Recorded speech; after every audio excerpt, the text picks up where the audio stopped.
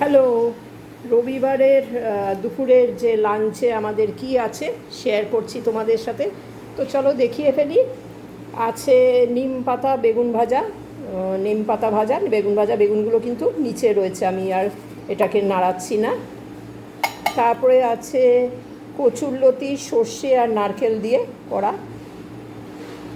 আছে কুমড়োর ছক্কা, পেঁয়াজ আর রসুন দিয়ে শুকনো শুকনো করে একটা করা আছে ছক্কা, এটাকে বলি আমরা।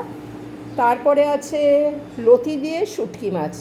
তো এটা না আমি বিয়ের পর এসে শিখেছি, সিলেট ডিস্ট্রিক্টে এটা খুব প্রিয় খাবার, লতি দিয়ে এই শুটকি। তো এটাও করা হয়েছে।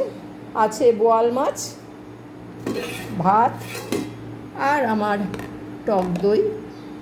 তো এই হলো আজকে রবিবারের লাঞ্চ মেনু, যেটা শেয়ার করলাম তোমাদের সাথে। এইটা কিন্তু খুবই লোভনীয় আমার কাছে। অ্যাট দ্য সেম টাইম এইটাও, মানে লতি, কচু শাক, তারপরে মান কচু বাটা, এগুলো দেখবে খেতে দারুণ লাগে। একটু কষ্টকর বানাতে, কিন্তু খেতে সাংঘাতিক কি টেস্টি হয়।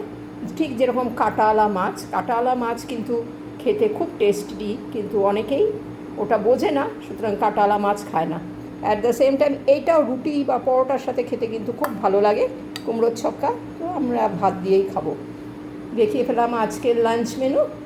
চলো কালকে আবার দেখাবো, কালকে কি খাচ্ছি আমরা সেটা শেয়ার করে দেবো তোমাদের সাথে।